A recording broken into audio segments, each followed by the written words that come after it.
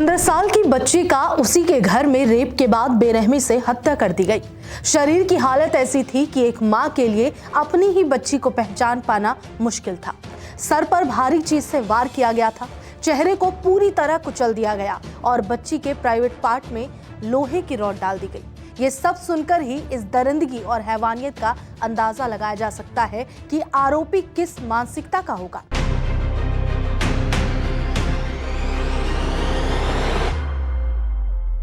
असम के हैलाकांडी जिले से सामने आया ये मामला पूरे देश को झकझोर रहा है। हालांकि इस मामले में एक अहम बात समझना जरूरी है। परिवार ने दुष्कर्म और बेहद क्रूर तरीके से हत्या के गंभीर आरोप लगाए, लेकिन पुलिस का कहना है कि दुष्कर्म की पुष्टि पोस्टमार्टम और फोरेंसिक रिपोर्ट आने के बाद ही होगी। इसलिए जांच पूरी होने से पहले किसी भी निष्कर्ष पर पहुंचना उचित नहीं होगा। बता दें, दिल दहला देने वाली घटना 2 अगस्त की रात कटली चेरा थाना क्षेत्र के आलोई चोरा इलाके में हुई। परिवार के मुताबिक उस रात सभी लोग पास में रहने वाले एक रिश्तेदार के यहाँ दावत में गए थे। मां का कहना है कि रिश्तेदार से कहा सुनी होने के बाद वो करीब 10:30 बजे घर लौटने के लिए निकल गए।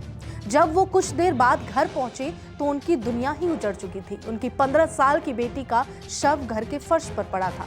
मां का कहना है कि बेटी के शव की हालत इतनी खराब थी कि पहली नजर में उसे पहचानना तक मुश्किल हो रहा था। उन्होंने रोते हुए कहा कि उन्होंने अपनी जिंदगी में कभी इतनी भयावह घटना नहीं देखी। उनका सवाल है कि आखिर कोई इंसान एक मासूम बच्चे के साथ इतनी बर्बरता कैसे कर सकता है। उन्होंने आरोपियों के लिए फांसी की सजा की मांग की। पीड़िता की बहन ने भी बेहद गंभीर आरोप लगाए।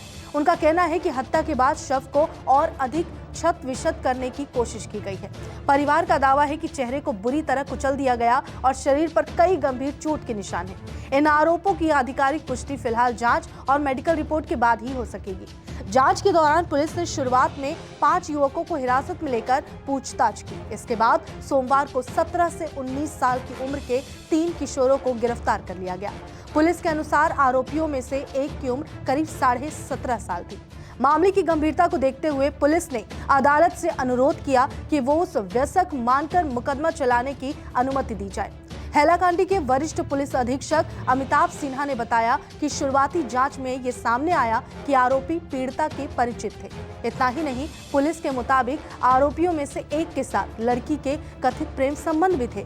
पुलिस का कहना है कि आरोपियों को पीड़िता के घर और उसके परिवार की पूरी जानकारी थी, जिससे ये अंदाजा लगाया जा रहा था कि वारदात को अंजाम देने के लिए पहले से प्लानिंग की गई हो सकती है।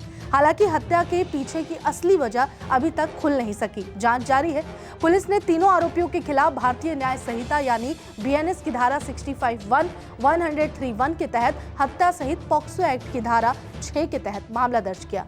अधिकारियों के बयान के अनुसार जैसे जैसे जांच आगे बढ़ेगी, जरूरत पड़ने पर अन्य धाराएं भी जोड़ी जा सकती है। जांच एजेंसियों ने कई अन्य संदिग्ध लोगों के मोबाइल फोन भी जब्त किए। पुलिस पीड़िता का मोबाइल फोन बरामद करने की कोशिश कर रही है और कई अन्य लोगों से पूछताछ जारी है। अधिकारियों का कहना है कि इस मामले में आगे और गिरफ्तारियां होंगी।